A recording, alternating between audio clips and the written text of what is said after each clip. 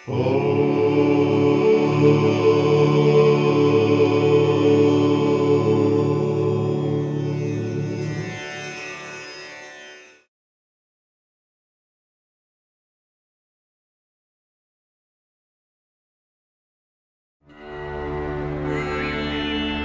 की धरती पर अनेक महान विचारक, दार्शनिक और आचार्य हुए हैं, लेकिन उन सब का चिंतन मात्र धर्म या अध्यात्म तक सीमित रहा। किसी ने भी खंड खंड भारतीय समाज को एक करके भारतीयता स्थापित करने का प्रयत्न नहीं किया। राष्ट्र के गौरव और एकता का चिंतन यदि किसी ने किया तो एकमेव महर्षि दयानंद ने। महर्षि दयानंद ने युगों से चली आ रही सामाजिक उदासीनता पर प्रहार करते हुए धर्म के साथ साथ जातीय एकता का चिंतन भी समाज को दिया।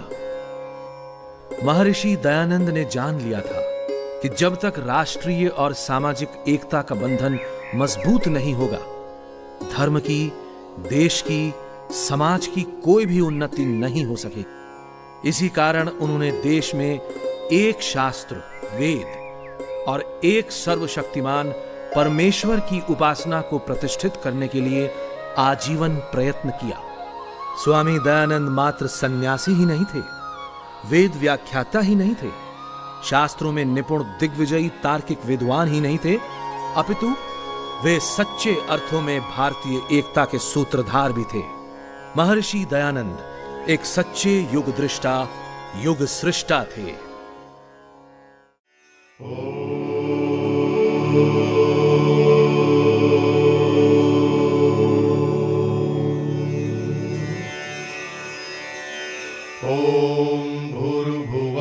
स्वाहा तत्सवितुर्वरेण्यं भर्गो देवस्य धीमहि धियो यो नः प्रचोदयात्।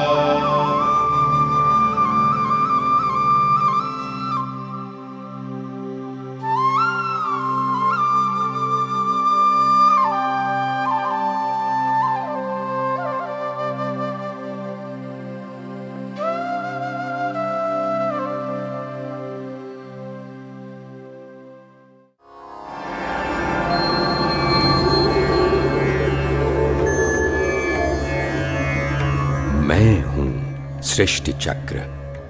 मेरे घूमने से ही समय की गति का भी आभास होता है। अरबों वर्षों में मेरा एक चक्र पूरा होता है, जिसमें अनेकों सभ्यताएं जन्म लेती और नष्ट होती हैं। मैंने अपने इस चक्र में भी सैकड़ों सभ्यताएं देखी। मैंने इस आर्यावर्त के स्वर्णिम काल का शिखर भी देखा और पतन का गर्त भी। एक समय दिवस का प्रारंभ यहां वेदों की ऋचाओं से होता था। यहां ऐश्वर्य भी था और शांति भी। दुर्भाग्यवश आर्यावर्त की सभ्यताओं के विनाश का भी मैं मूक साक्षी हूं कि कैसे धर्म यहां क्षीण होने लगा और वासनाएं शक्तिशाली। न्याय का स्थान अन्याय ने ले लिया, धर्म का अधर्म ने, और पुरुषार्थ के आसन पर प्रमाद आसीन हो गया। आर्यावर्त का भविष्य अंधकारमय ही दृष्टिगत होता था कि तभी आर्यावर्त के अंधकारमय क्षितिज पर सौभाग्य का सूर्योदय हुआ, जब काठियावाड़ की मोरबी रियासत में डेमी नदी के तट पर टंकारा ग्राम में एक औदिच्य ब्राह्मण करशनजीत त्रिवाड़ी के घर 12 फरवरी 1824 ईस्वी को एक बालक का जन्म हुआ। बधाई हो, बेटा हुआ है।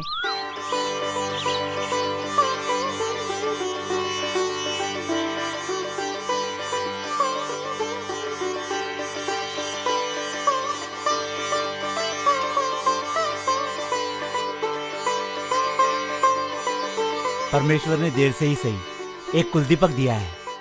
देखो कितना सुंदर है, आपके कुल का नाम रोशन करेगा। बालक का नाम मूल शंकर रखा गया। 5वें वर्ष में पिता ने देवनागरी अक्षर पढ़ाना प्रारंभ किया। ओम मापोहिष्ठामयो भुवस्तान ऊर्जे दधातन महेरणाय चक्षसे। 8वें वर्ष में मूल शंकर का यज्ञोपवीत हुआ और उसके बाद यजुर्वेद का अध्ययन प्रारंभ हुआ।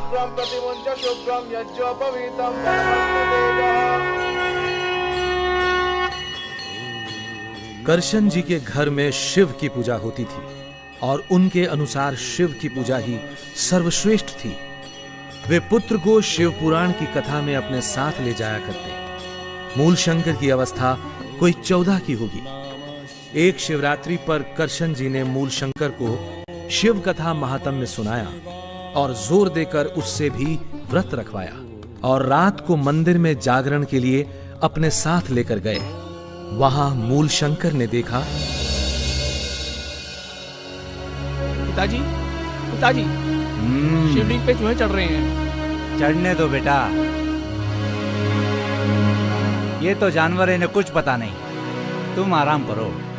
लेकिन पिताजी, शिव जी की कथा के महादेव तो चेतन हैं, वरदान और श्राप देते हैं, नंदी बैल की सवारी करते हैं, फिर चूहे उनके ऊपर कैसे चढ़ सकते हैं? बेटा, आप कलयुग में महादेव के दर्शन कहाँ होते हैं, वो तो कैलाश में रहते हैं। ये शिवलिंग तो उनकी पूजा करने के लिए है, इसी से वो प्रसन्न हो जाते हैं। तुम आराम करो। मैं घर जा रहा हूँ। ठीक है, सैनिकों को साथ ले जाओ और हाँ, ध्यान रहे अपना व्रत न तोड़ना। माँ, प्रसाद और शिवलिंग पर चूहे कूद रहे थे। कूदने दो, आप भोजन करो। लेकिन माँ, चूहे बार बार शिवलिंग पे चढ़ रहे थे और प्रसाद को गंदा कर रहे थे। आज सुबह से कुछ नहीं खाया, आप भोजन करो।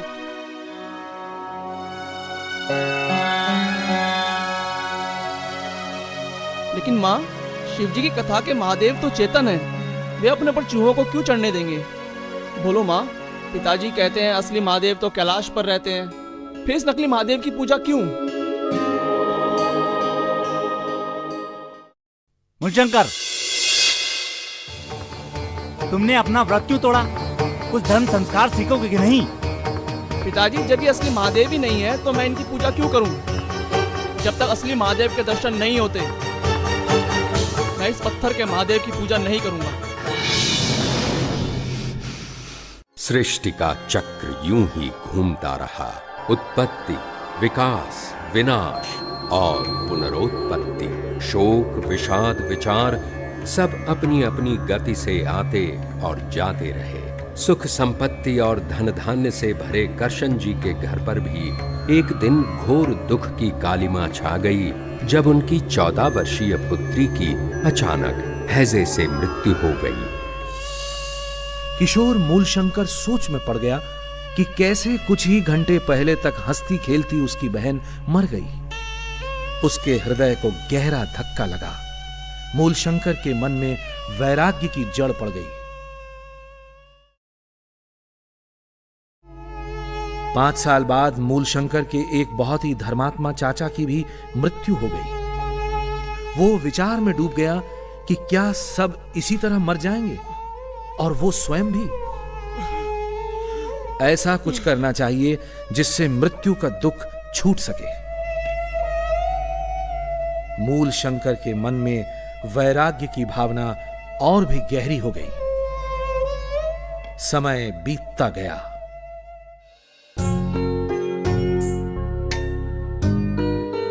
बेटा पूरे 19 साल का हो गया है, अब हमें उसका विवाह कर देना चाहिए। एक अच्छे घर से रिश्ता भी आया है, लड़की बहुत गुणवान और सुंदर है। तुम्हारी क्या राय है? ठीक ही तो है, पढ़ भी बहुत लिया है और हमें कौन सी उसे नौकरी करवानी है। संयोग देखकर बात नक्की करो। मूलशंकर, सुना है तुम्हारा विवाह होने वाला है? हाँ, घर में तो बात चल रही है, परंतु मैं गृहस्थ आश्रम नहीं करना चाहता। मैं तो आजीवन ब्रह्मचारी रहकर योग साधना करना चाहता हूँ। सुन रही हो अपने लाडले के इरादे?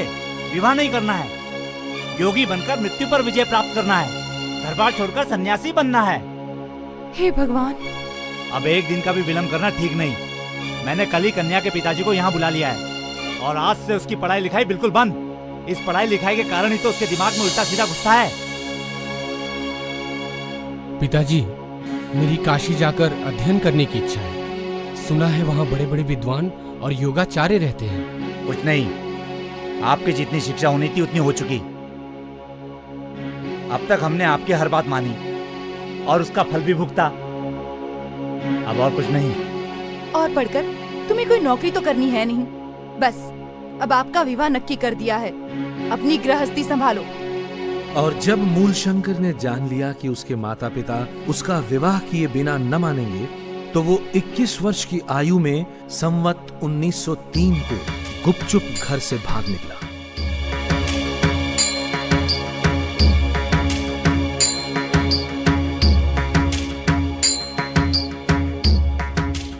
रास्ते में उसे साधुओं के वेश में कुछ ठग मिले। इधर आओ बच्चा। तुम कौन हो बच्चा, और कहाँ जा रहे हो? मेरे मन में वैराग्य की तीव्र भावना है और मैं योग साधना करना चाहता हूँ। इन कीमती वस्त्रों में साधना नहीं हो सकती है। बच्चा अगर सच्चा बैरागी बनना चाहता है तो इन आभूषणों के मोह माया से दूर हो जा। ये कर्ण श्रृंगार, ये मुद्रिका, ये सब योग साधना में बाधक हैं।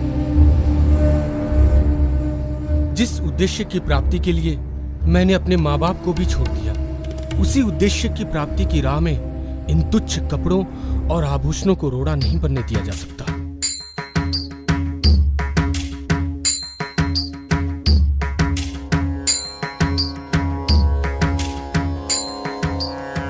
मूलशंकर ने सुना था कि सायला में लाला भगत के स्थान पर अनेक योगी तथा संत आते रहते हैं, लेकिन उसे वहां वैसा कुछ नहीं मिला।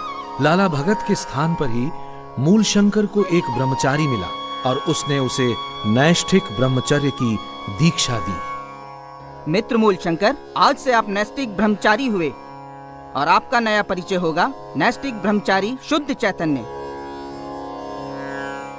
उस समय कोटगांगड़ अहमदाबाद के पास एक छोटी रियासत थी। ये जीर्ण मंदिर उस समय की याद दिलाते हैं जब मूलशंकर सिद्धपुर जाते हुए यहां से गुजरा होगा।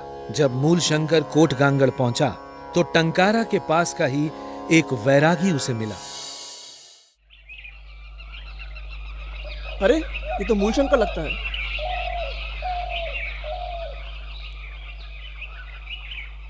मूलशंकर, तुम यहाँ ये गेरुए वस्त्र क्यों धारण किए हैं? क्या तुमने घर छोड़ दिया है? हाँ, मैंने घर छोड़ दिया है। अब कहाँ जा रहे हो? मैं कार्तिकी के मेले पर सिद्धपुर को जा रहा हूँ। इसके पिताजी को सूचना देनी चाहिए। आपका बेटा मुझे कोटगांगड़ में मिला था। वो सन्यासी हो गया है और कार्तिकी के मेले में सिद्धपुर को गया है। सब तुम्हारे लाड़ प्यार के कारण हुआ है। तुम्हारे कहने से ही हमने उसे आगे पढ़ने दिया, नहीं तो 18 साल में लग्न हो गया होता तो आज ये दिन न देखना पड़ता। सारे जग में हंसी हो रही है, लज्जा से सर झुक जाता है हमारा। हे भगवान, ये कैसा बेटा दिया तूने।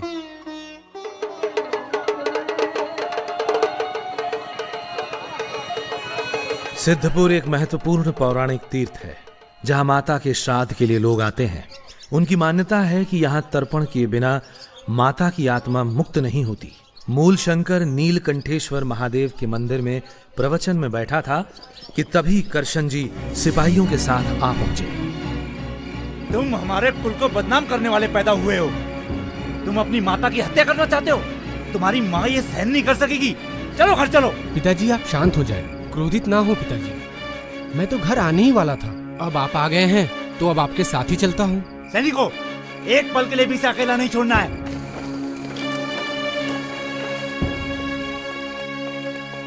और इस प्रकार करशन जी सिपाहियों के सख्त पहरे में अपने बेटे को लेकर घर की ओर चल पड़े। लेकिन अवश्यंभावी को कौन रोक पाया है। रास्ता बहुत लंबा था और मूलशंकर का निश्चय बहुत ही पक्का।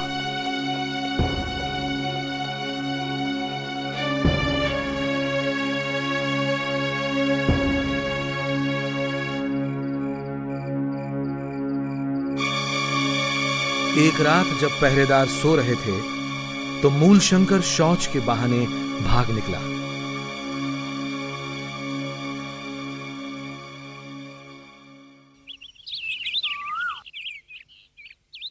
बेटा मूलशंकर, मूलशंकर,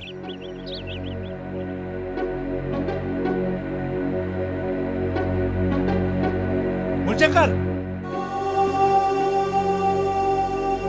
मूलशंकर कहाँ है? और कई कोस चलने के बाद एक वृक्ष के सहारे एक मंदिर की चोटी के पीछे छिपकर बैठ गया। और संध्या होने के बाद मूलशंकर फिर मंदिर से उतरकर अपने रास्ते पर चल पड़ा। बचते बचते चलते हुए मूलशंकर बरोड़ा के चेतन मठ पहुंचा।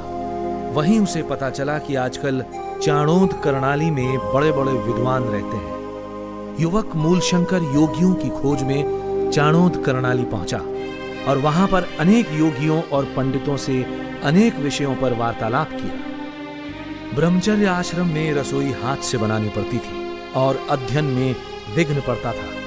इस विचार से मूलशंकर की संन्यास लेने की इच्छा हुई। इसी चाणोद करनाली नगर में मूलशंकर ने संन्यास की दीक्षा ली। एक दक्षिणी दंडी स्वामी पूर्णानंद सरस्वती, जो श्रृंगेरी से द्वारका मठ को जाते हुए वहां रुके हुए थे, उन्होंने ही मूलशंकर को संन्यास की दीक्षा दी। संन्यस्तं मया ओम भुवः संन्यस्तं मया। आज से विश्व आपको स्वामी दयानंद सरस्वती के नाम से जानेगा।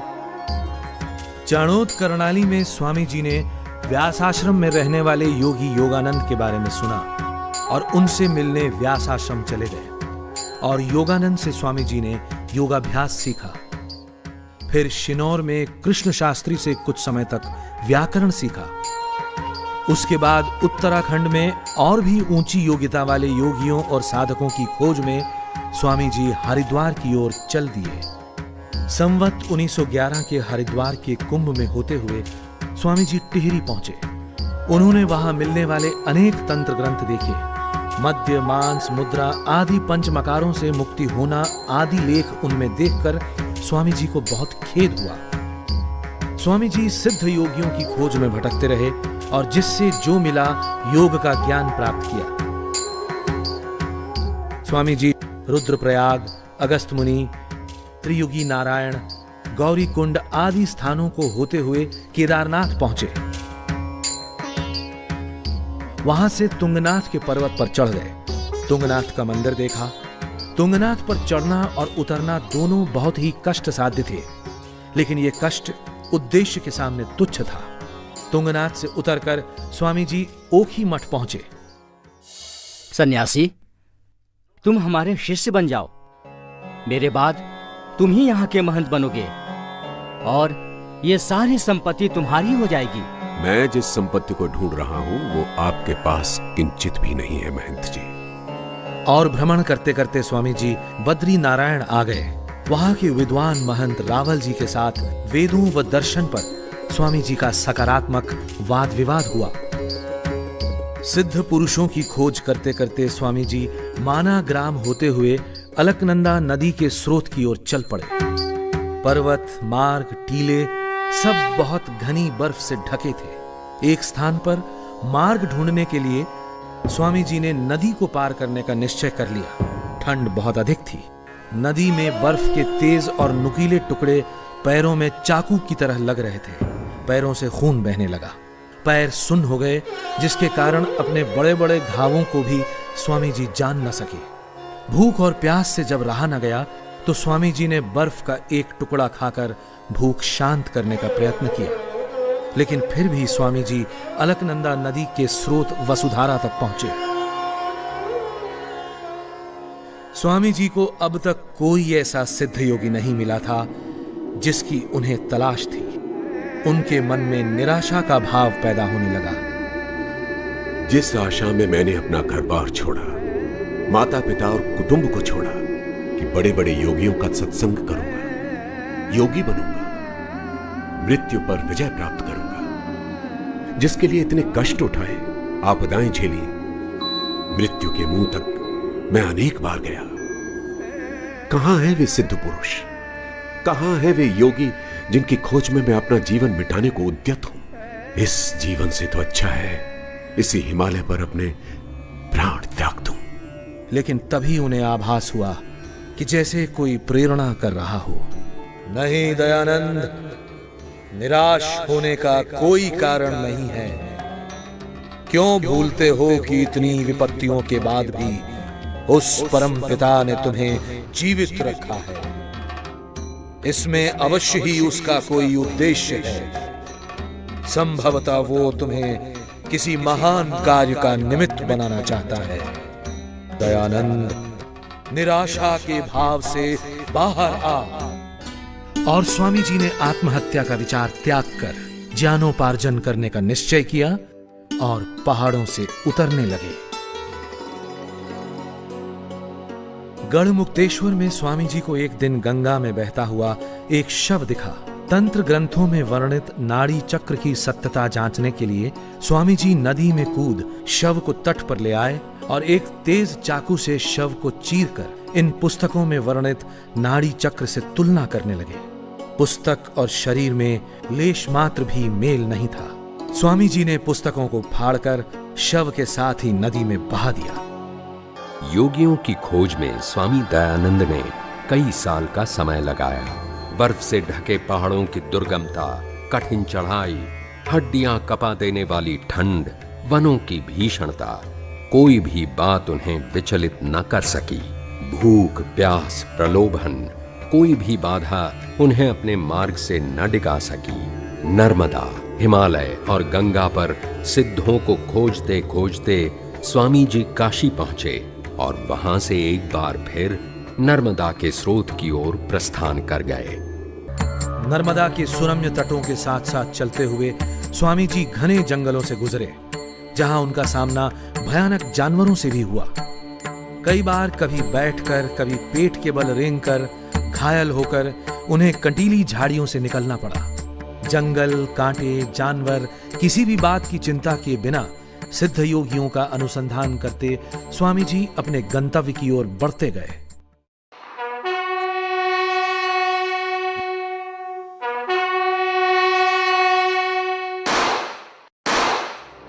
महर्षि दयानंद के जीवन वृत्त के 1857 से 1859 तक के 3 वर्षों का इतिहास में कोई एक मत ब्यौरा नहीं मिलता, लेकिन जो व्यक्ति कहता हो कि मत मतांतर के आग्रह से रहित, पक्षपात शून्य, पुत्र पर माता पिता के समान कृपा, न्याय और दया के साथ भी विदेशियों का राज्य पूर्ण सुखदायक नहीं हो सकता, वो व्यक्ति ऐसे कठिन समय में अवश्य ही कहीं स्वराज्य प्राप्ति के लिए संघर्ष कर रहा होगा। अंततः स्वामी जी सन 1860 में मथुरा पहुंचे। हरिद्वार में ही स्वामी पूर्णानंद जी ने उन्हें व्याकरण मार्तंड स्वामी विरजानंद जी के पास जाने की सलाह दी थी। गले में रुद्राक्ष की माला, शरीर पर भस्म, गेरुए वस्त्र और हाथ में लोटा लिए स्वामी जी एक दिन दंडी विरजानंद जी की पाठशाला में उपस्थित हुए। कौन है? मैं हूं दयानंद सरस्वती।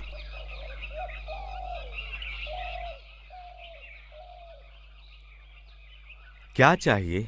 महाराज, मैं एक सन्यासी हूं और श्री चरणों में विद्याभ्यास की कामना रखता हूं। हम किसी सन्यासी को शिष्य के रूप में ग्रहण नहीं करते।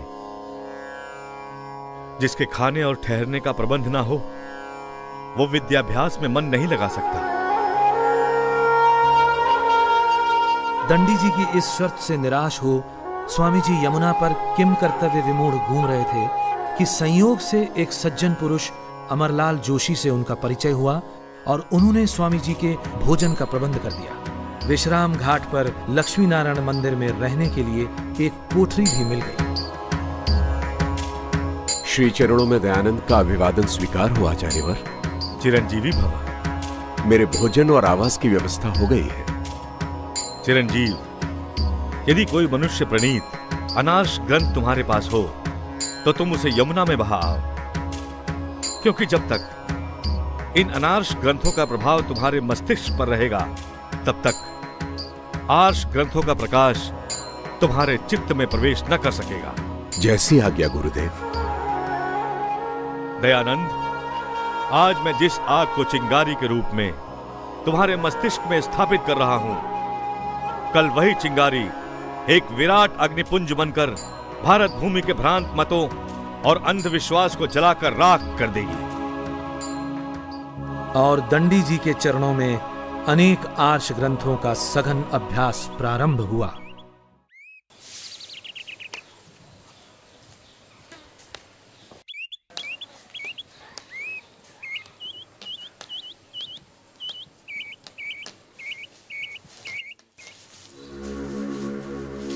दयानंद। जी आचार्यवर। ये क्या है?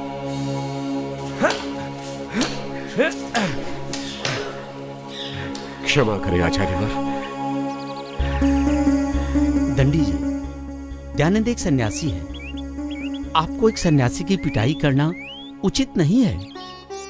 वह दूसरे विद्यार्थियों की तरह गृहस्थ या ब्रह्मचारी नहीं है। तुम ठीक कह रहे हो। इतनी मार खाकर भी उस कुलक्कर ने यही कहा। आचार्यवर, आपके कोमल हाथों को कष्ट हुआ होगा। मेरा शरीर तो श्रम और कष्ट उठा उठाकर पाषाण के समान कठोर हो गया है। मुझे क्षमा करें। कुलक्कर कहीं का।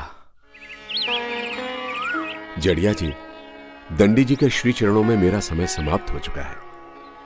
उन्हें गुरु दक्षिणा में देने के लिए मेरे पास कुछ भी नहीं है, लेकिन परंपरा का निर्वाह तो करना ही होगा। आप आदेश करें, हम आपकी क्या सेवा कर सकते हैं? आप तो सदैव ही सहायक रहे हैं। आप ये सुझाएं कि मैं इस अवसर को कैसे निभाऊं। मैं तो ठहरा सन्यासी। दंडी जी को लवंग बहुत पसंद है, ये तो आपको भी पता है। आप उन्हें थोड़ी लवंग गुरु दक्षिणा में दे दें। लेकिन लवंग आएगी कहां से?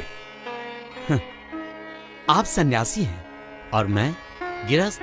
आपकी सेवा करना मेरा दायित्व है। आप लवंगों की चिंता छोड़कर गुरु दक्षिणा की तैयारी करें। बहुत बहुत धन्यवाद। आपका ये उपकार जीवन भर याद रहेगा। गुरुदेव, ये तुच्छ गुरु दक्षिणा स्वीकार कर कृतार्थ करें। क्या लाए हो दयानंद? गुरुदेव, आपका प्रिय पदार्थ लवंग। दयानंद, हम पर इस मातृभूमि का बहुत ऋण है। वो इन मुट्ठी भर लवंगों से नहीं उतर सकता। मैं तुमसे किसी धन की दक्षिणा नहीं चाहता। मैं चाहता हूं तुम्हारे जीवन की दक्षिणा। कर सकते हो तो करो प्रतिज्ञा कि जब तक तुम जीवित रहोगे आर्यवर्त में आर्ष ग्रंथों और वेदों की महिमा स्थापित करोगे, अनार्ष ग्रंथों का खंडन करोगे और भारतवर्ष में वैदिक धर्म की स्थापना करने में अपने प्राण भी अर्पित कर दोगे। दे सकते हो तो दो गुरु दक्षिणा, कर सकते हो तो करो प्रतिज्ञा। तथास्तु गुरुदेव। दंडी जी की पाठशाला छोड़कर 1863 में स्वामी जी आगरा आ गए। स्वामी जी ने आगरा से जयपुर होते हुए राजपुताने के अनेक नगरों का भ्रमण किया और गुरु जी को दी हुई प्रतिज्ञा पर कार्य प्रारंभ करने का निश्चय किया। पुष्कर में इसी ब्रह्मा जी के मंदिर में स्वामी जी ने निवास किया था। यही है वो कोठरी जहां स्वामी जी एक बार ठहरे थे। यहां स्वामी जी ने अवैदिक मतों का खंडन प्रारंभ किया। वैदिक मत को स्वीकारते हुए यहां अनेक लोगों ने माला कंठी उतारकर जनेऊ धारण किया। गाय की दुर्दशा देख स्वामी जी की आत्मा रोती थी। अजमेर में स्वामी जी ने वहां के पॉलिटिकल एजेंट कर्नल ब्रूक्स को गौरक्षा से होने वाले लाभ समझाए। कालांतर में गौरक्षा के लिए स्वामी जी ने 3 करोड़ हस्ताक्षरों के साथ एक पत्र महारानी विक्टोरिया को प्रस्तुत करने का निश्चय किया, परंतु समय रहते इतने हस्ताक्षर एकत्रित न हो सके। दूसरे पशुओं का संरक्षण भी स्वामी जी के लिए उतना ही महत्वपूर्ण था, क्योंकि ये भारतीय कृषि और ग्रामीण अर्थव्यवस्था की रीढ़ थे। अजमेर में ही विभिन्न मतों के धर्माचार्यों से शास्त्रार्थ भी हुआ। स्वामी जी ने हरिद्वार के 1867 के कुंभ में सप्त सरोवर पर, जो आज वैदिक मोहन आश्रम के नाम से जाना जाता है, धार्मिक पाखंड के विरुद्ध पाखंड खंडनी पताका फहराई और उसके नीचे खड़े होकर जनता को संदेश दिया। धर्म जिज्ञासुओं, अज्ञान के अंधकार से निकलो। ईश्वर निराकार है, सर्वशक्तिमान है। उसका कोई रूप नहीं, कोई आकार नहीं। उसे किसी माध्यम की, किसी अवतार की आवश्यकता नहीं। ईश्वर प्राप्ति तीर्थ, कंठी, तिलक, छाप या सुमरणी से नहीं, वरन शुद्ध विचार और सत्य आचरण से ही संभव है। सत्य सनातन वैदिक धर्म की राह पर चलकर ही मनुष्य की मुक्ति संभव है। आओ लौट चले वेदों की ओर, आओ लौट चले वेदों की ओर। स्वामी जी को घोर शोक हुआ कि साधु समाज मूल सत्य सनातन वैदिक धर्म को भुलाकर संकीर्णताओं में बट गया है। उनके मन में समाज कल्याण की तीव्र भावना उत्पन्न हुई और अपने पास की प्रत्येक वस्तु, कपड़े, पुस्तकें, धन सब उन्हें इष्ट सिद्धि में बाधा प्रतीत होने लगे। और ओम सर्वम वै पूर्णम स्वाहा कहते हुए स्वामी जी ने अपना सब कुछ जनता में बांट दिया और इष्ट सिद्धि होने तक मात्र संस्कृत में बात करने और गंगा तट पर विचरण करने का व्रत ले लिया।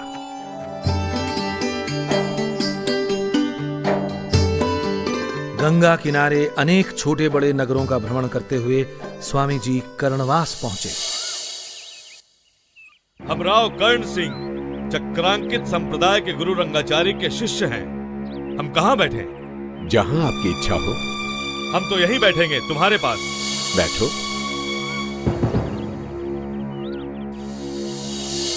लेकिन मस्तक पर यह तिलक क्यों लगाया है? तिलक लगाने से ईश्वर प्राप्त नहीं होता। स्वामी, ये हमारा परम मत है। यदि तुमने इसका खंडन किया तो हम बहुत बुरी तरह पेश आएंगे। सत्य कहते हुए सिर भी कटता है तो चिंता नहीं। और यदि तुम लड़ाई करना चाहते हो तो जाकर राजपूताना के राजाओं से करो। और यदि शास्त्रार्थ करना है तो वृंदावन से अपने गुरु को बुलवा लो और प्रतिज्ञा लिखवा लो कि यदि वो हार जाए तो अपना मत छोड़ दे, अन्यथा मैं अपना मत छोड़ दूंगा। स्वामी, हम चाहें तो इस तलवार को तुम्हारे पेट में घुसेड़ दें, लेकिन हमारा सन्यासी धर्म हमें इसकी आज्ञा नहीं देता।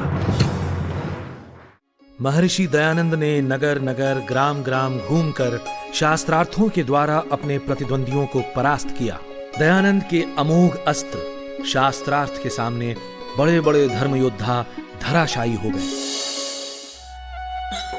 मुरादाबाद में राजा जय कृष्णदास की कोठी के ये भग्नावशेष प्रत्यक्षदर्शी हैं उस ऐतिहासिक शास्त्रार्थ के जो यहाँ पादरी डब्ल्यू पार्कर और स्वामी जी के बीच हुआ था। ये शास्त्रार्थ 15 दिनों तक चला था। इसमें अनेक विषयों पर वाद विवाद हुआ था। इस शास्त्रार्थ की विशेषता ये थी कि इसे स्वयं वहां के कलेक्टर ने आयोजित किया था। वहां उपस्थित अंग्रेज ये देखकर दंग रह गए थे कि एक सन्यासी राजनीति शास्त्र पर भी धारा प्रवाह बोल सकता है। वागर्थः प्रतिपत्तये जगतः पितरो वंदे पार्वती परमेश्वरौ। आज मैं दयानंद से इन मूर्तियों को भोग लगवा कर ही उठूंगा। वेदों में मूर्ति पूजा का प्रमाण तो दीजिए। मूर्ति पूजा का प्रमाण? आप लक्षण के लक्षण बताइए। लक्षण का कोई लक्षण नहीं होता। जैसे आटे का आटा नहीं होता या दूध का दूध नहीं होता। लक्ष्य का लक्षण होता है। लक्ष्य का क्या लक्षण होता है ये आप बताइए।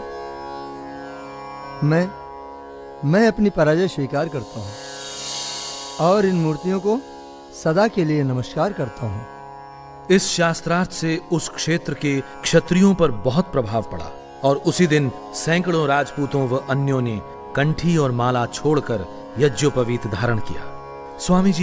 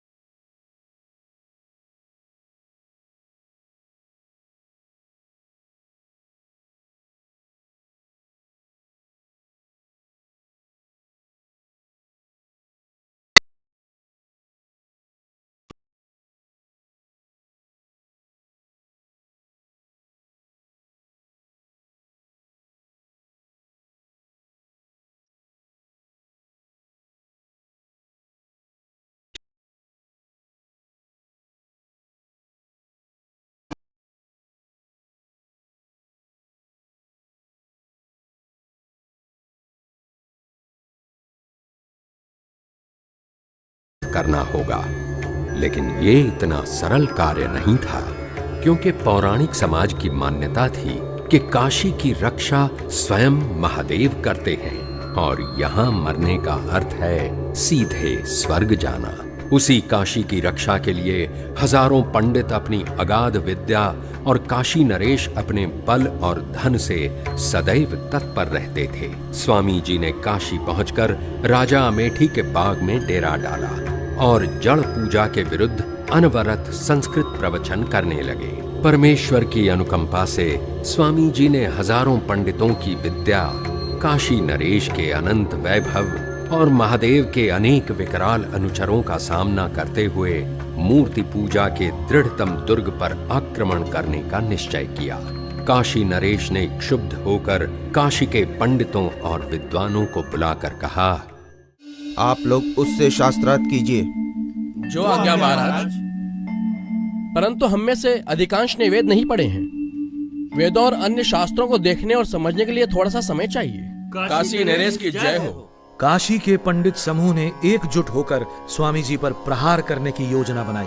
ज्ञान से, छल से, कपट से, चरित्र हनन से, अपमान से, जैसे भी हो सके स्वामी जी को मिटाने पर डट गए।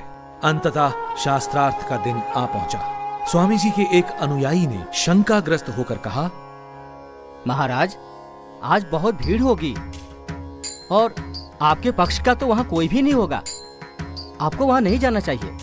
बलदेव, सत्य का सूरज अकेले ही अंधकार की सेना पर विजय पाता है। प्राणों के भय से ईश्वर की आज्ञा का उल्लंघन नहीं किया जा सकता। जो होगा देखा जाएगा। जाओ, शौर के लिए एक नाई को बुला लाओ। जो आज्ञा प्रभु।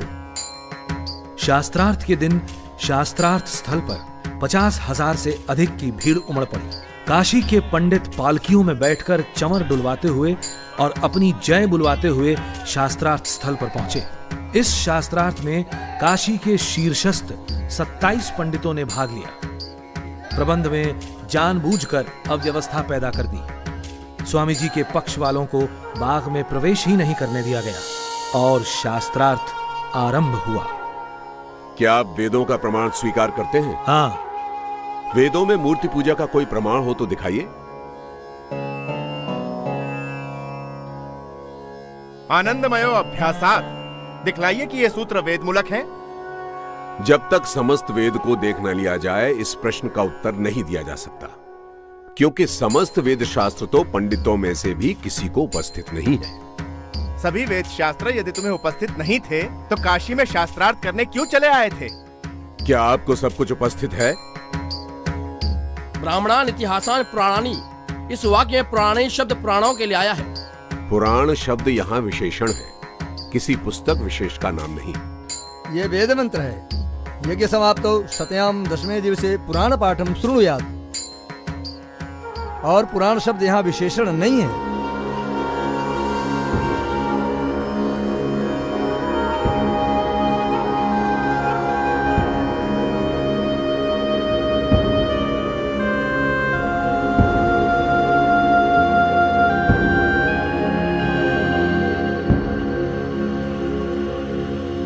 स्वामी जी उस तुड़े मुड़े पुर्जे के अपठनीय लेख को पढ़ने का प्रयत्न कर ही रहे थे कि ओ दयानंद हार गए, दयानंद हार गए। सब कुछ पूर्व निर्धारित योजना के अनुसार किया गया। पंडितों के गुंडों ने स्वामी जी को शारीरिक हानि पहुंचाने का भी पूरा प्रयत्न किया, लेकिन रघुनाथ प्रसाद कोतवाल की तत्परता से उन्हें कोई हानि नहीं पहुंची।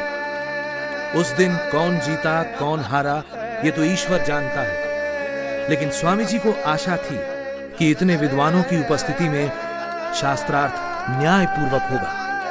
अनेक दिनों तक चलने वाला शास्त्रार्थ कुछ ही घंटों में समाप्त कर दिया गया और वेदों में मूर्ति पूजा न होने की सच्चाई स्थापित होने से रह गई।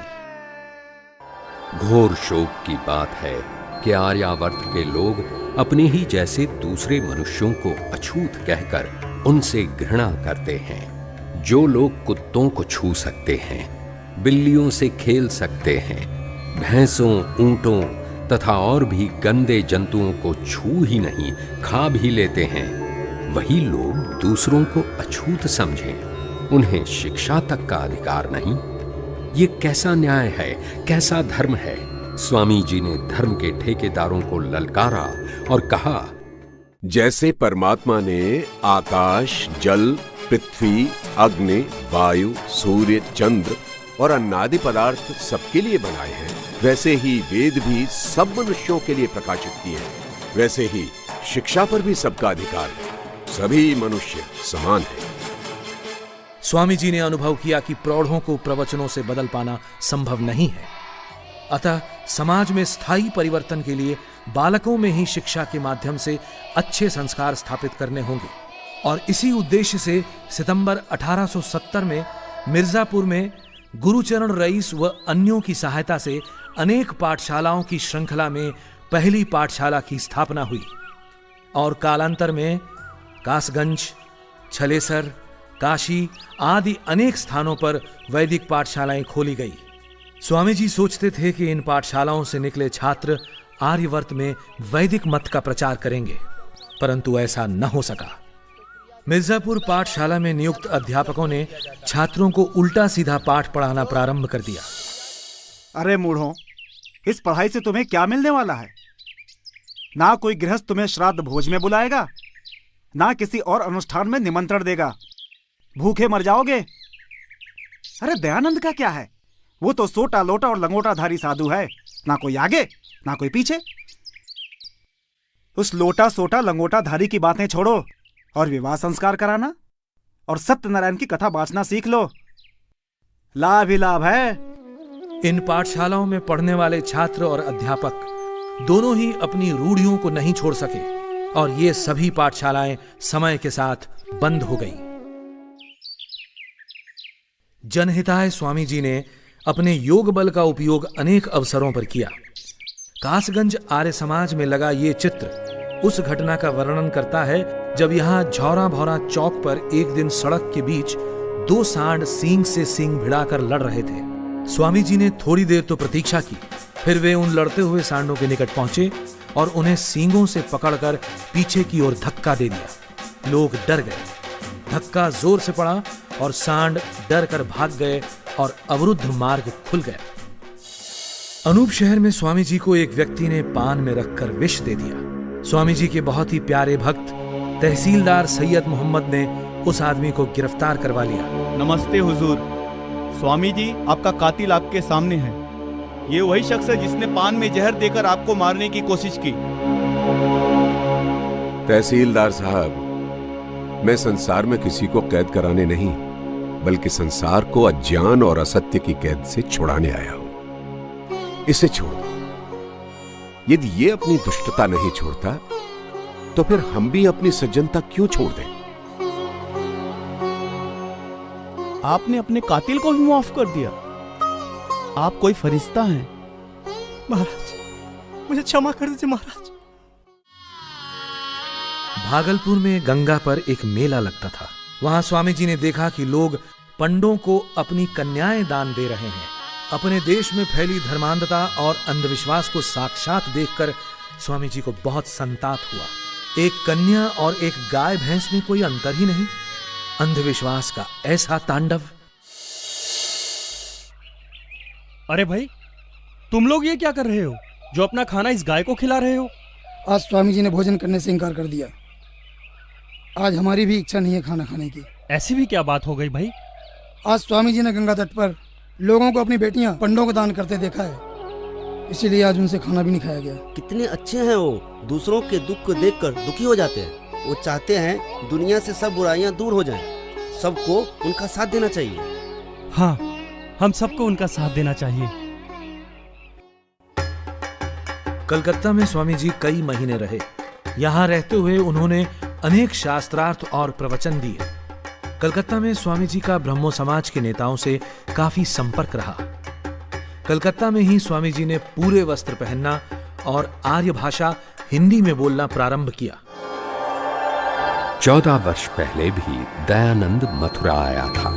तब उसे कोई नहीं जानता था। उसने सुन रखा था कि मथुरा में दंडी विरजानंद की पाठशाला में ज्ञान का झरना बहता है। ज्ञान के उसी झरने से ज्ञान की कुछ बूंदें प्राप्त करने दयानंद दंडी विरजानंद की शरण में पहुंचा था और अध्ययन के बाद वैदिक धर्म के पुनरुत्थान में अपना शेष जीवन लगा देने की प्रतिज्ञा के साथ उसने मथुरा छोड़ा था। आज वही दयानंद फिर मथुरा आया है। आज वो शिष्य नहीं, गुरु है।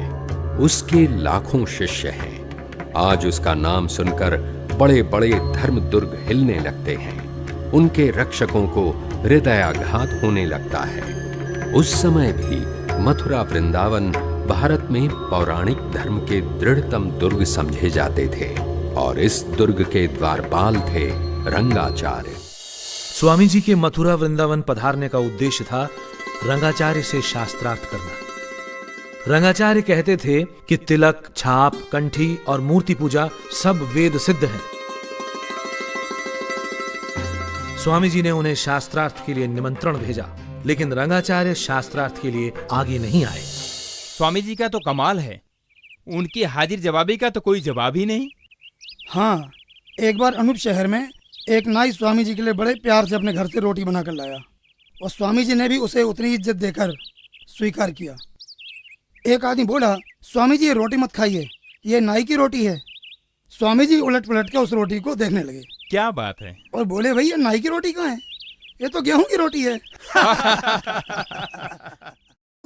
1874 में जब स्वामी जी काशी में थे तो स्वामी जी के एक श्रद्धालु राजा जय कृष्णदास ने उनसे आग्रह किया कि महाराज, समस्त जनता तक आपके उपदेश पहुंचे, इस उद्देश्य से आपको अपने विचार पुस्तक के रूप में छपवाना चाहिए, क्योंकि न तो आप स्वयं सर्वत्र जा सकते हैं और न सभी लोग आपकी प्रवचनों को स्वयं सुन सकते हैं। और उनके सुझाव पर 12 जून 1875 को स्वामी जी ने सत्यार्थ प्रकाश लिखवाना प्रारंभ किया।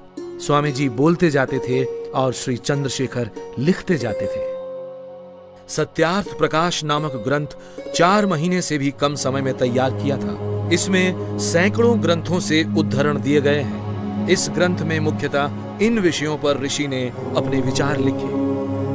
परमेश्वर के गुण और स्वभाव पर आधारित नामों की व्याख्या, संतानों की शिक्षा, ब्रह्मचर्य और पठन पाठन की व्यवस्था, सत्यासत्य ग्रंथों के नाम और पढ़ने पढ़ाने की रीति, विवाह और गृहस्थ आश्रम, वानप्रस्थ एवं सन्यास की विधि, राजधर्म, वेदेश्वर विषय, विद्या अविद्या, बंध और मोक्ष, सृष्टि की उत्पत्ति स्थिति एवं प्रलय, आचार अनाचार और भक्ष्याभक्ष्य विषय, देशी और विदेशी मतों पर। स्वामी जी के ऋषि होने का प्रमाण सत्यार्थ प्रकाश से मिलता है, जिसमें उन्होंने 1875 में ही नमक और जंगलात के कानून की अनीति और अन्याय को अनुभव करते हुए अपनी राय दी कि ये दोनों ही वस्तुएं शासन के नियंत्रण में नहीं होनी चाहिए। सत्यार्थ प्रकाश ने अनेक क्रांतिकारियों को देश पर मर मिट जाने की प्रेरणा दी। राम प्रसाद बिस्मिल, शहीद भगत सिंह, चंद्रशेखर आजाद, स्वामी श्रद्धानंद, लाला लाजपत राय, वीर सावरकर, श्यामजी कृष्ण वर्मा और भाई परमानंद जैसे वीरों की एक लंबी सूची है। गुरु को दी हुई प्रतिज्ञा का निर्वाह करते करते स्वामी जी दिसंबर 1874 को मुंबई आ गए। मुंबई में ही श्री गोपालराव देशमुख के आग्रह पर स्वामी जी ने वेद भाष्य लिखने का निश्चय किया। महाराज, एक विनती है। कहिए। आज तक वेदों के जितने भी भाष्य हुए हैं वे आपको मान्य नहीं है, तो फिर सत्य और असत्य का निर्णय कैसे हो? महाराज, आपको इस दिशा में कुछ करना चाहिए। आपको वेदों का एक ऐसा भाष्य लिखना चाहिए जो हर दृष्टि से प्रामाणिक हो। आप उचित ही कह रहे हैं बाबू गोपाल राव, यही समय की मांग भी है। हम वेदों का भाष्य अवश्य करेंगे। धन्यवाद। और स्वामी जी ने ऋग्वेद का भाष्य प्रारंभ किया। अपने भक्तों के आग्रह पर मुंबई में स्वामी जी ने आर्य समाज की स्थापना की। 10 अप्रैल 1875 को गिरगांव रोड पर डॉक्टर माणिक जी की बागवाड़ी में शाम 5:30 बजे आर्य समाज स्थापित हुआ। इस आर्य समाज की स्थापना के रूप में पाखंड और असत्य का अंधेरा दूर करने के लिए जिस एक दीपक का प्रज्वलन हुआ, वो आगे चलकर सहस्त्रों आर्य समाजों की विशाल दीपमाल का अंग बना। मुंबई की जनता पर स्वामी जी के व्यापक प्रभाव से विरोधी हताश होने लगे और मूर्ति पूजा खंडन बंद करने के बदले में उन्हें शिवजी का अवतार घोषित करने का प्रलोभन भी दिया गया। यह बड़ी चिंता का विषय है कि हमारे समाज के सैकड़ों व्यक्ति दयानंद के अनुयायी बनते जा रहे हैं। इसे रोकना होगा। इसके लिए एक ही उपाय दिखता है। वो क्या महाराज? उसे प्रलोभन देना होगा। दयानंद के पास एक प्रस्ताव भेजा जाए। यदि वह जड़ पूजा का खंडन बंद कर दे तो हम सब उसके अनुयायी बन जाएंगे और उसे शिव का अवतार घोषित कर दिया जाएगा। असंभव। जिस अंधेरी खाई से हम इस समाज को निकालना चाहते हैं, हम स्वयं उसी में गिर जाएं? संभव नहीं। सिद्धांतों के साथ समझौता संभव नहीं। न्यायमूर्ति महादेव गोविंद रानाडे और महादेव मोरेश्वर कुंटे के आग्रह पर धर्मचक्र को आगे बढ़ाते हुए स्वामी जी पूना पहुंचे। भिड़े के बाड़े और कैंप में ईस्ट स्ट्रीट में मराठी स्कूल में स्वामी जी के कुल 54 व्याख्यान हुए, जिनमें से 15 व्याख्यान लिखे गए और बाद में उपदेश मंजरी के नाम से प्रकाशित हुए। पूना का एक पौराणिक वर्ग नहीं मानता था कि वर्ण जन्म पर नहीं बल्कि कर्म पर आधारित है और वेदों पर सबका अधिकार है। पूना में स्वामी जी के भक्तों ने उनके सम्मान में एक शोभा यात्रा निकाली, जो इस मकान बैरिस्टर महस्के के घर से प्रारंभ हुई थी। महस्के साहब, स्वामी जी के शोभा यात्रा के सारे प्रबंध कर लिए गए? हाँ साहब, कल की शोभा यात्रा के सारे प्रबंध हो चुके हैं। हाथी, घोड़े, बैंड बाजे सब प्रबंध हो चुके हैं। उनकी सुरक्षा का भी हमें पूरा ध्यान रखना होगा और कुछ सेवक हर समय स्वामी जी के आसपास रहेंगे और स्वामी जी को बिल्कुल आभास नहीं होना चाहिए। आप स्वामी जी से हाथी पर बैठने का आग्रह कीजिए। उनकी शान तो हाथी पर बैठने में ही है। विनती करके देख लेंगे। वैसे स्वामी जी मना कर देंगे, वो पैदल ही चलना पसंद करेंगे। विरोधियों ने भी एक विरोध यात्रा निकाली। दयानंद की शोभा यात्रा की पूरी तैयारी हो गई है? हाँ साहब, सब तैयारी हो गई है। दयानंद गधे का झूल और उसके स्वागत के लिए गोबर, कीचड़, पानी, ईंट वगैरह सब इंतजाम हो गया है साहब। दयानंद जिंदगी भर पूना को याद रखेगा। हमारे गधे का नाम होगा गर्दभानंद सरस्वती। दयानंद की यात्रा के साथ साथ गर्दभानंद सरस्वती की यात्रा भी भीड़े के बाड़े में साथ ही पहुंचेगी। वहां सभी घरों में उनके स्वागत की सारी सामग्री रखवा दी गई है। जैसे ही उनकी शोभा यात्रा वहां पहुंचेगी, गोबर, ईंट, कीचड़ से उसका स्वागत होगा।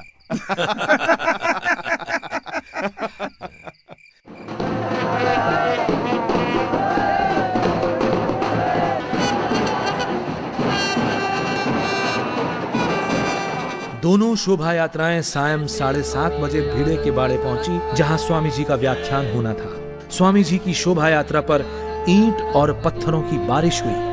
घरों की खिड़कियों और छतों से कीचड़, गोबर और पत्थर बरसते रहे। पूना के भक्तों का विश्वास और धैर्य प्रशंसनीय था, जो इस सब के बाद भी हजारों की संख्या में उपस्थित रहे।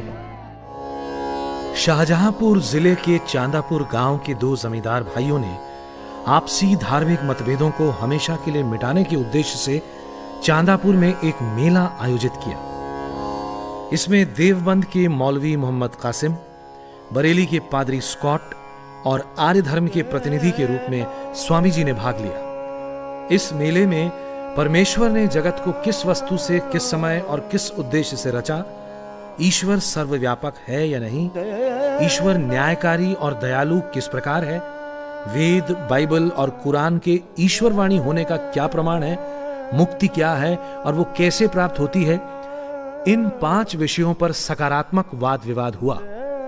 इस मेले का नाम था ब्रह्म विचार मेला। वैदिक धर्म की सच्चाई के सामने कोई न ठहर सका। मुक्ति क्या है? दुखों से छूटने का नहीं, बल्कि पापों से बचने और स्वर्ग में पहुंचने का नाम मुक्ति है। खुदा की मर्जी है, जिसे चाहे मुक्ति दे, जिसे चाहे ना दे। यदि हाकिम किसी पे नाराज हो जाए तो उसे और भी कड़ा दंड दे सकता है, और खुश हो जाए तो उसे छोड़ सकता है। सब दुखों से छूटकर सच्चिदानंद स्वरूप परमात्मा को प्राप्त होकर सदा आनंद में रहने और जन्म मरण में न गिरना ही मुक्ति है, और यह मात्र सत्कर्मों से ही प्राप्त हो सकती है। अच्छा, आप लोग ये बताएं, ईश्वर ने सृष्टि को कब और कैसे बनाया? खुदा ने इस सृष्टि को अपने स्वरूप से बनाया है। कब और कैसे बनाया है ये सवालात गैर जरूरी है। हमें रोटी खाने से मतलब है, न कि कब पकी, कैसे पकी, कहां पकी। इससे ईश्वर ने इस सृष्टि को नास्ति से बनाया। उसके बनाने के वर्षों का हमें ज्ञान नहीं। इस संसार के सुख के लिए ये सृष्टि रची गई है। ईश्वर ने सृष्टि को कब बनाया, इसका उत्तर केवल वैदिक धर्म ही दे सकता है। वैदिक धर्मानुसार सृष्टि को बने हुए प्रायः 2 अरब वर्ष हुए हैं। ज्योतिष शास्त्र में यह संख्या लिखी है और भूगर्भ शास्त्र भी इसकी पुष्टि करता है। ओ भाइयों, ओ दयानंद की लोकप्रियता इतनी बढ़ती गई ना तो हम लोग बेरोजगार हो जाएंगे और भूखों मरने की नौबत आ जाएगी हमारी। जब से दयानंद लाहौर आया है मेरी गद्दी जजमानों से खाली हो गई है। एक हफ्ते से जन्मपत्री कुंडली तक बनवाने नहीं आया कोई। इसका क्या उपाय करें? लाहौर के जितने बड़े रईस हैं ना, वो हम में से किसी न किसी के जजमान हैं। उनसे कह दो दयानंद नास्तिक है, अंग्रेजों का एजेंट है। कोई भी उसे घर में अपने बाग में शरण ना दे। और सबसे पहले जहाँ वो रह रहा है ना, उसे वहाँ से निकलवा के सड़क पे खड़ा कर दो। बस यही एक उपाय बचा है उसका, और दूसरा कोई नहीं। और फिर देखते हैं कितने रह गए वेदांत का प्रचार करता है। वड्डा आया वेदांत वाला। स्वामी जी जिस बाग में ठहरे हुए थे वहां से उन्हें निकलवा दिया गया। आश्चर्यजनक रूप से लाहौर के एक मुस्लिम डॉक्टर खान बहादुर रहीम खान ने प्रसन्नतापूर्वक अपनी कोठी स्वामी जी को ठहरने के लिए दे दी। 24 जून 1877 को डॉक्टर रहीम खां की कोठी पर ही लाहौर आर्य समाज की स्थापना हुई। यहीं पर स्वामी जी ने मुंबई में रचे गए आर्य समाज के नियमों में संशोधन किया और 10 नियम रखे गए जो आज भी प्रचलित हैं। लाहौर से स्वामी जी ने पूरे पंजाब की यात्रा की। अब तक लगभग पूरे पंजाब के सभी बड़े नगरों में आर्य समाज स्थापित हो चुके थे और प्रजा में तेजी से वेद मत का संचार हो रहा था। जालंधर में स्वामी जी के एक व्याख्यान में वैश्यागमन संबंधी स्वामी जी की कुछ कड़वी परंतु सत्य बातों को सुनकर सरदार विक्रम सिंह रुष्ट हो गए। जब वे अपनी घोड़ा बग्घी पर सवार होकर जाने लगे, सुना है ब्रह्मचर्य में बहुत बल होता है। आप भी तो ब्रह्मचारी हैं, मगर हमें आप में ऐसा कुछ भी नहीं दिखाई देता।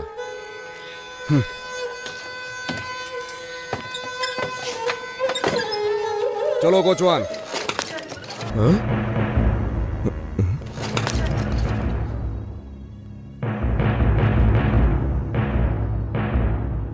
मुझसे गलती हो गई महाराज, मुझे क्षमा कर दें।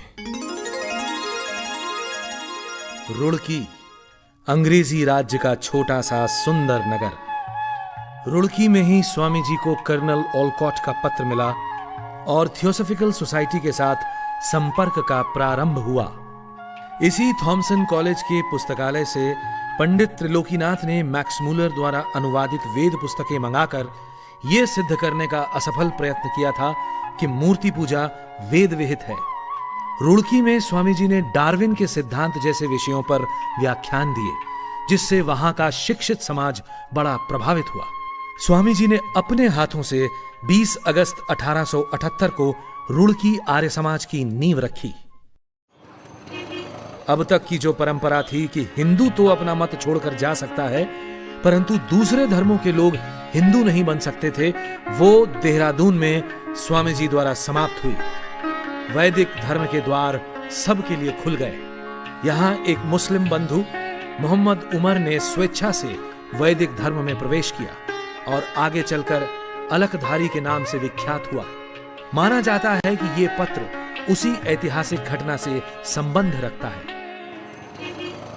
स्वामी जी 14 अगस्त 1879 को बरेली पधारे। बरेली में स्वामी जी ने अनेक व्याख्यान दिए, जिनमें कलेक्टर, पादरी व अन्य विशिष्ट व्यक्ति शामिल होते थे। बरेली में ही एक बिगड़ैल नास्तिक युवक मुंशीराम महर्षि से मिला। महाराज, आपने मेरे प्रश्नों का उत्तर देकर मुझे निरुत्तर तो कर दिया, लेकिन ईश्वर के अस्तित्व में मेरा विश्वास अब भी पैदा नहीं कर सके। मैंने कब प्रतिज्ञा की थी कि मैं तुम्हारा विश्वास ईश्वर पर करा दूंगा? प्रश्नों का उत्तर देना युक्त की बात थी। रही बात ईश्वर पर विश्वास की, तो ईश्वर पर विश्वास तुम्हें तभी होगा जब ईश्वर तुम्हें स्वयं विश्वासी बनाएंगे। ईश्वर पर विश्वास तुम्हें तभी होगा जब ईश्वर तुम्हें स्वयं विश्वासी बनाएंगे। ईश्वर पर विश्वास तुम्हें तभी होगा जब ईश्वर तुम्हें स्वयं विश्वासी बनाएंगे। यही मुंशीराम आगे चलकर स्वामी श्रद्धानंद बने। इस स्थान पर कभी बरेली का टाउन हॉल हुआ करता था, जहां 25, 26 व 27 अगस्त 1879 को पादरी स्कॉट के साथ स्वामी जी का बहुचर्चित शास्त्रार्थ हुआ।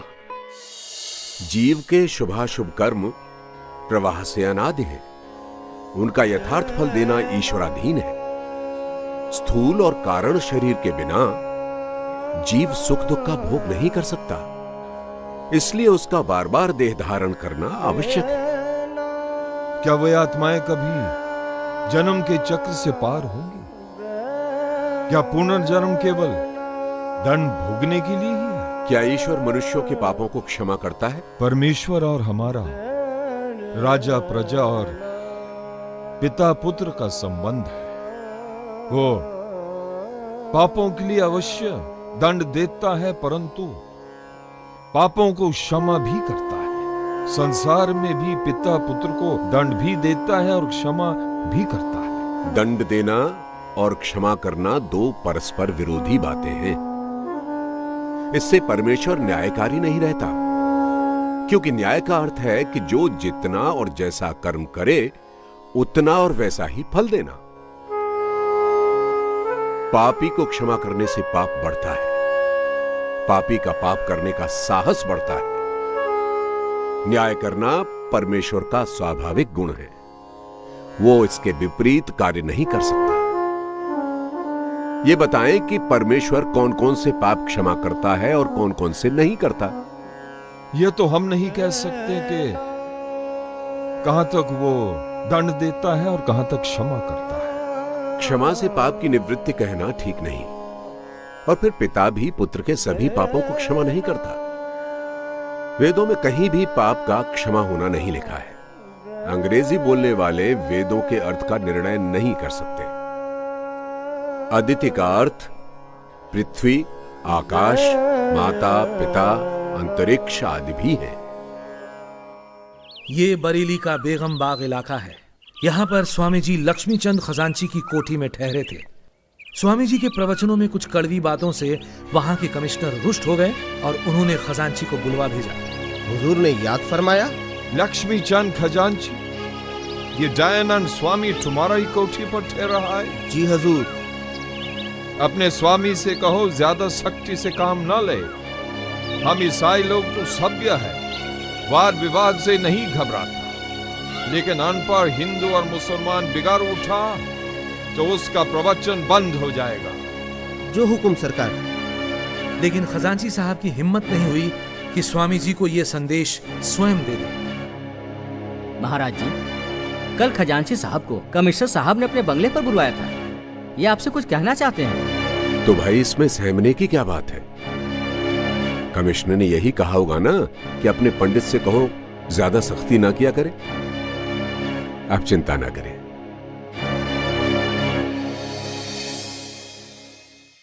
कोई कहता है कि सत्य ना बोलो, कलेक्टर नाराज हो जाएगा। सत्य ना कहो, नहीं तो कमिश्नर गुस्सा करेगा। चक्रवर्ती राजा ही क्यों ना हो, हम सत्य कहकर ही रहेंगे। शरीर तो अनित्य है, इसकी रक्षा के लिए अधर्म करना व्यर्थ है।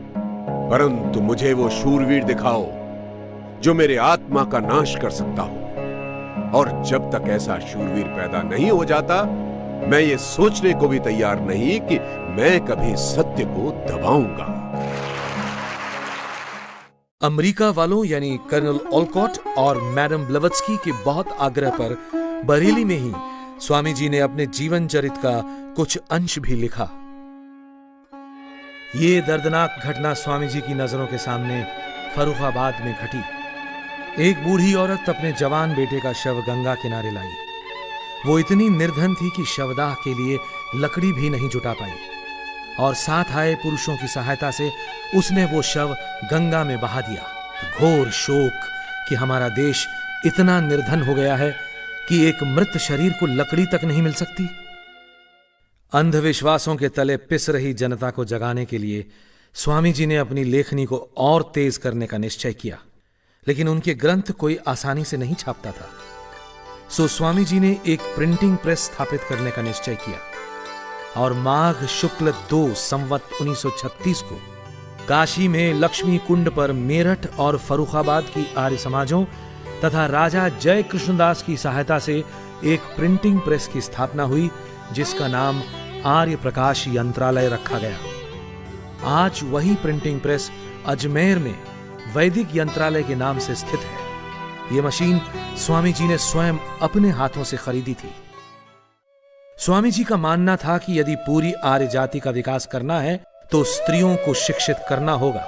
बाल विवाह, बाल विधवा, बेमेल विवाह, बहुविवाह आदि सब कुप्रथाओं को रोकने के लिए स्त्रियों में शिक्षा का प्रसार आवश्यक है। इसी उद्देश्य से स्वामी जी ने रमाबाई को मेरठ बुलाया। लेकिन रमाबाई, हम चाहते हैं कि आप आजीवन ब्रह्मचारिणी रहकर देश की महिलाओं में शिक्षा का प्रसार करने का व्रत लें। शिक्षा विहीन नारी के कारण आज राष्ट्र की अधोगति हो रही है। महाराज, मैं आपकी आज्ञा का पालन करने में असमर्थ हूँ, क्योंकि मैं पहले से ही विवाहित हूँ। स्वामी जी की प्रेरणा से ही मेरठ और देश के अन्य भागों में बालिकाओं के लिए अनेकों पाठशालाएं प्रारंभ हुई और स्त्री शिक्षा के क्षेत्र में ग्राम ग्राम और नगर नगर में एक नई चेतना का संचार हुआ। फूल सिंह, तू अपनी धियाने स्कूल भेज के मेमसा पढ़ावन चला है के? सारे गांव के मुंह पे काले पोतेगा तू, हैं? दिखे के पास सुल्ले कान खोल के आज जो तने अपनी लोंडिया को स्कूल से ना काटिया ना, तो जात बिरादरी का नहीं, सारे गांव भर में का हुक्का पानी बंद हो जाएगा तेरा। समझ गया कि नहीं? पंचों की बात सर मत थे जी। स्वामी दयानंद का कहना है कि पढ़ाई लिखाई सबके लिए जरूरी है। हमारी बेटियां भी हमारा अंश हैं। बेटों को पढ़ा लिखा के कलेक्टर बनाओ, जज बनाओ, प्लाट बनाओ और बेटियां नु जाहिल रखो। बात कुछ समझ में आई नहीं जी? बेटियां नहीं पढ़ेंगी लिखेंगी तो बहू भी थारे घर में जाहिल आवेगी। स्वामी दयानंद की बातों में दम है। पंचो, गांव छोड़ना मंजूर है पर बेटियों को जाहिल रखना मंजूर नहीं। स्वामी जी के शिष्यों ने स्त्री शिक्षा के लिए अनथक कार्य किया और देश भर में अनेक महत्वपूर्ण स्त्री शिक्षा को समर्पित संस्थाएं स्थापित की। डीएवी शिक्षा आंदोलन भी स्वामी जी की प्रेरणा का ही स्वरूप है। देश में जात पात को बहुत अधिक महत्ता दी जा रही थी और हर व्यक्ति अपने जाति सूचक उपनाम से स्वयं को बड़ा और दूसरों को छोटा सिद्ध करना चाहता था। देश की प्रथम जनगणना के समय स्वामी जी आगरा में थे और वहीं से स्वामी जी ने सभी आर्य समाजों को निर्देश भिजवाया। प्रधान जी, कृपया आप अपने सभी सदस्यों से आग्रह करें कि आने वाली जनगणना में अपने नाम के साथ जाति सूचक उपनाम न लगाकर आर्य लिखाएं और अपना धर्म वैदिक धर्म लिखाएं, क्योंकि हिंदू शब्द विदेशियों की देन है और फारसी में हिंदू शब्द के अर्थ चोर, डाकू इत्यादि हैं। आप सभी को आशीर्वाद। दयानंद सरस्वती। स्वामी जी की बात बिल्कुल ठीक है। कौन है? नमस्ते। नमस्ते जनाब, हम देश की पहली जनगणना के सिलसिले में आए हैं। आपसे चंद सवाल पूछना चाहते हैं। पूछिए जनाब। श्रीमान, आपका नाम? सुखराम। जाति? आर्य। आर्य? आर्य क्या है? आप तो ब्राह्मण है ना? इस देश का वैदिक नाम आर्यवर्त है और इस देश में रहने वाले सभी आर्य हैं। महर्षि दयानंद के उपदेश से हमने जात पात को मानना छोड़ दिया है। धर्म हिंदू? जी जनाब, सनातन वैदिक धर्म। नमस्ते। नमस्ते। स्वामी जी चाहते थे कि भारतीय भी दूर दराज के स्थानों में जाकर वाणिज्य करके समृद्ध बने। यदि अंग्रेज 7 समंदर पार करके यहाँ आकर व्यापार कर सकते हैं तो आप क्यों नहीं? स्वामी जी की यह हार्दिक इच्छा थी कि भारतीय युवक जर्मनी जाकर तकनीकी प्रशिक्षण प्राप्त करें और देश को समृद्ध बनाएं। स्वामी जी ने जर्मनी के एक प्रोफेसर वाइस के साथ इस विषय में लंबा पत्राचार भी किया था। राजपुताना के अनेक बड़े राजा और महाराजा स्वामी जी के शिष्य बन गए थे और शासन के अनेक विषयों पर स्वामी जी से मार्गदर्शन प्राप्त करते थे। अगस्त 11 सन 1882 को महाराणा सज्जन सिंह के निमंत्रण पर स्वामी जी उदयपुर पधारे। उदयपुर में स्वामी जी लगभग 7 महीने रहे और उन्हें नौलखा महल में ठहराया गया। महाराणा ने पूरे मान सम्मान के साथ स्वामी जी की सेवा की। नौलखा महल के इस कमरे में स्वामी जी ठहरे थे। स्वामी जी के आग्रह पर उदयपुर महाराज ने अनेक समाज सुधार के कार्यों को अपने राज्य में लागू किया और अपने महल में नित्य हवन भी करने लगे थे। एक दिन महाराणा ने शायद स्वामी जी की परीक्षा ली। आप एकलिंग महादेव के महंत बन जाएं, सारा राज्य आपके अधीन हो जाएगा, क्योंकि शैव यहाँ राजधर्म है और लाखों रुपए मंदिर की आय है। यह हास्य का विषय नहीं है राजन।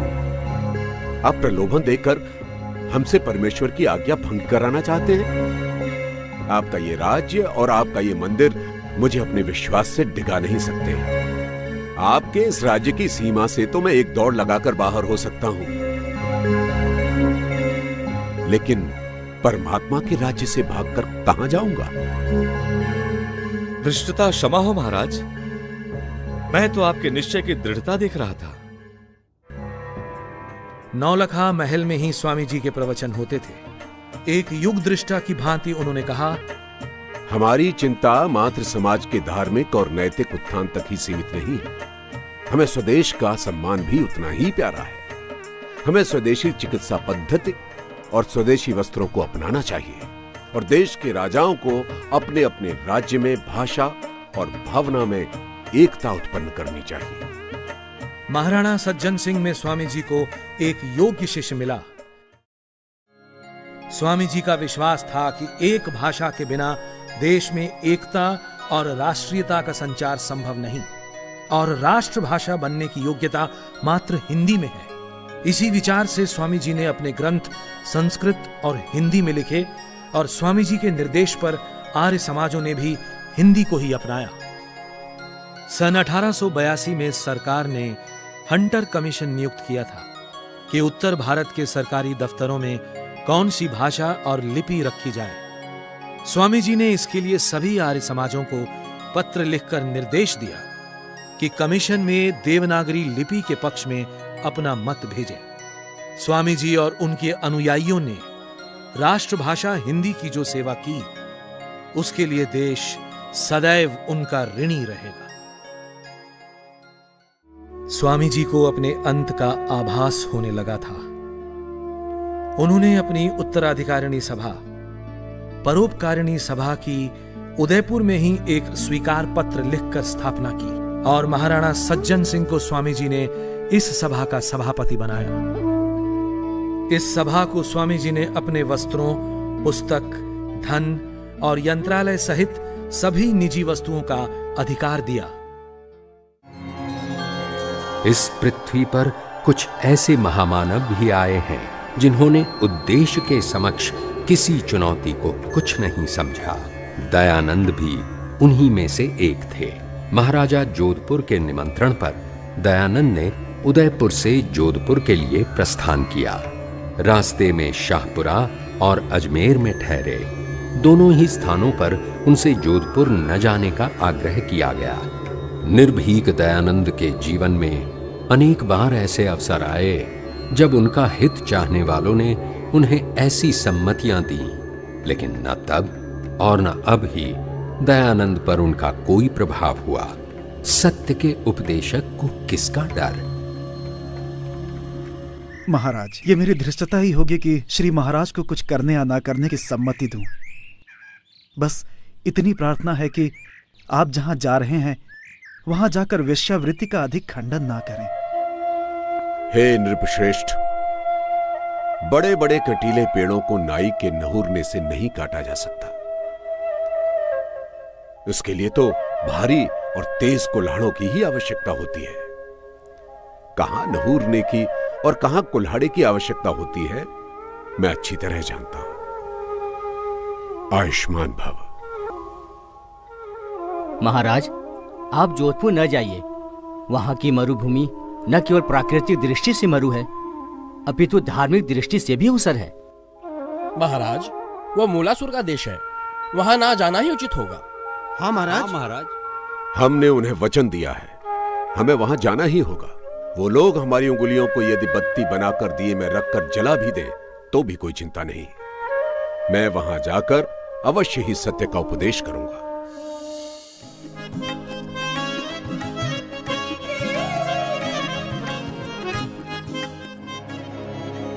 जोधपुर में स्वामी जी को इसी फैजुल्ला खां की कोठी में ठहराया गया था। यहीं पर उपदेश होने लगे। जनता में उनके सिद्धांतों के प्रति अनुराग बढ़ने लगा। उन्होंने कहा, क्षत्रियों को, राजाओं को, महाराजाओं को चरित्रवान बनना चाहिए, क्योंकि प्रजा की रक्षा रोगी शरीर और वेश्याओं के चंगुल में फंसे व्यसनी राजा नहीं कर सकते, वरन स्वस्थ और चरित्रवान राजा ही कर सकते हैं। याद रहे, एक तरफ जहां मनुष्य मात्र को यज्ञोपवीत धारण करने का अधिकार है, तो वहीं अपने आचरण से गिर गए व्यक्ति से यज्ञोपवीत उतरवाया भी जा सकता है। एक दिन जब स्वामी जी महाराजा से मिलने उनके महल में पहुंचे तो महाराजा के पास उनकी विशेष कृपा पात्र नन्ही भगतन बैठी हुई थी। कहिए नन्ही जी, राज्य में सब ठीक ठाक है? कुछ ही दिनों में गवर्नर राज्य के दौरे पर आने वाले हैं और स्वामी जी की सेवा में भी कोई कमी नहीं रहनी चाहिए। महाराज, जब से स्वामी दयानंद जी जोधपुर पधारे हैं, हमारी सुध लेने की तो आपको फुर्सत ही नहीं है। आपका सारा वक्त बस रेजिडेंट और स्वामी जी की खातिर में ही जाता है। अपनी नन्ही को तो जैसे आप भूल ही गए। ऐसी बात नहीं है। दरअसल स्वामी जी की बातों का प्रभाव ही कुछ ऐसा है कि महाराज, स्वामी जी पधार रहे हैं। नन्ही, अब तुरंत चलिए। पालकी उठाते समय पालकी का एक सिरा थोड़ा झुक गया तो महाराजा ने अपने कंधे का सहारा दे दिया। स्वामी जी ने वो सब कुछ देख लिया। राजन, राजा को अपनी मर्यादा को नहीं भूलना चाहिए। राजा सिंह के समान होता है, उसे अपनी मर्यादा अनुसार ही वर्तना चाहिए। बड़े शोक का विषय है कि राजा प्रजा के कल्याण को भूलकर राग रंग में खोया हुआ है। जोधपुर में स्वामी जी लगभग 4 महीने रहे। महाराजा स्वयं को वैदिक धर्मी कहने लगे। प्रशंसकों और विरोधियों दोनों की संख्या बहुत बढ़ी। रानी सा,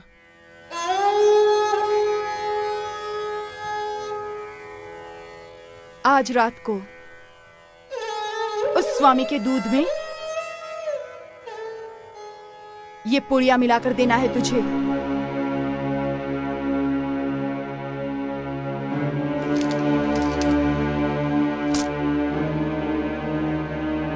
रख ले इसे।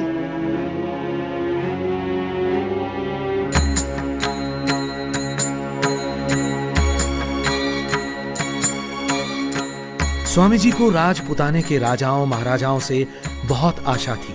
गुरु को दी हुई प्रतिज्ञा उन्हें पूरी होती दिखने लगी, लेकिन परमेश्वर को कुछ और ही स्वीकार था। 29 सितंबर की रात को नित्य की भांति उनके रसोइये ने उन्हें दूध पिलाया, लेकिन देर रात उदर शूल के कारण स्वामी जी की नींद टूट गई। उन्हें संदेह हुआ कि उन्हें कोई विषाक्त पदार्थ खिलाया गया है। स्वामी जी ने न्यौली क्रिया करके विष को निकालने का प्रयत्न किया, लेकिन नहीं निकाल पाए। राज्य की ओर से पहले डॉक्टर सूरजमल और फिर अली मर्दान खान ने उनका इलाज किया, लेकिन उपचार के साथ रोग बढ़ता गया। कहीं इलाज में लापरवाही की गई थी या फिर एक षड्यंत्र। पहले दूध में विष और फिर जानबूझकर गलत दवा। 26 अक्टूबर को स्वामी जी अजमेर में भिनाई कोठी में आ गए। तबीयत में कोई सुधार नहीं हुआ। 30 अक्टूबर दीपावली का दिन। अचानक उस दिन स्वामी जी को काफी अच्छा लग रहा था। लगभग 5:30 बजे स्वामी जी ने अपने पास खड़े लोगों से कहा, आप सब लोग हमारे पीछे की ओर खड़े हो जाएं। सामने कोई न खड़ा रहे। सभी खिड़की दरवाजे और रोशनदान खोल दो। आज तिथि क्या है? कौन सा पक्ष और कौन सा वार है? महाराज, कृष्ण पक्ष का अंत, शुक्ल की आदि अमावस्या और दिन मंगलवार है। और स्वामी जी ने कुछ देर ईशोपासना की। ॐ य आत्मदा बलदा यस्य विश्व उपासते प्रशिशं यस्य देवा यस्य छायामृतं यस्य मृत्युः तस्मै देवाय हविषा विधेम। हे दयामय सर्वशक्तिमान ईश्वर, तेरी यही इच्छा है, तेरी यही इच्छा है, तेरी इच्छा पूर्ण हो।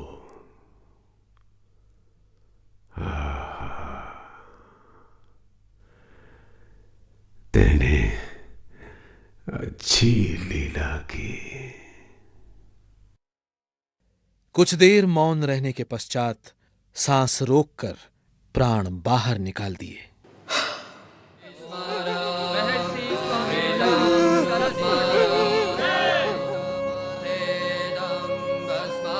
स्वामी जी की इच्छा के अनुसार उनका दाह संस्कार ही किया गया। धन्य है अजमेर नगर का ये मलूसर शमशान घाट, जहां पूज्य स्वामी जी के जीवन की अंतिम यात्रा पूर्ण हुई।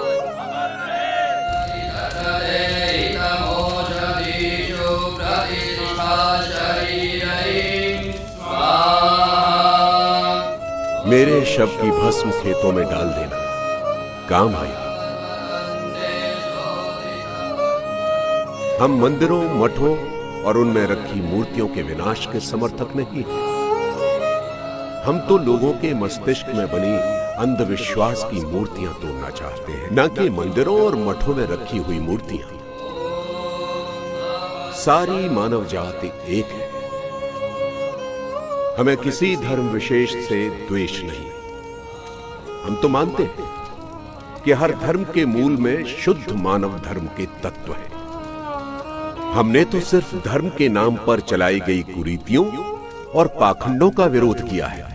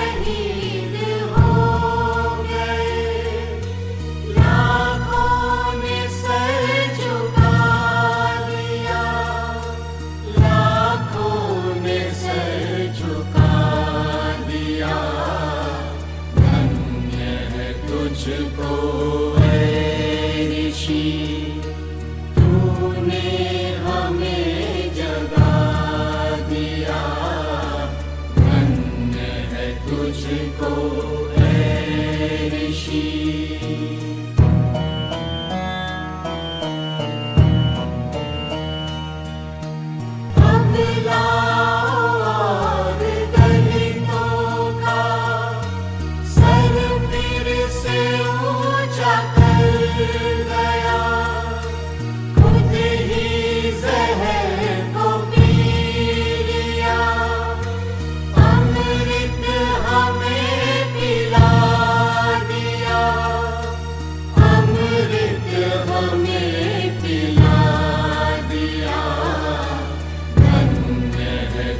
तुझको है ऋषि, तूने हमें जगा दिया, धन्य है तुझको है ऋषि।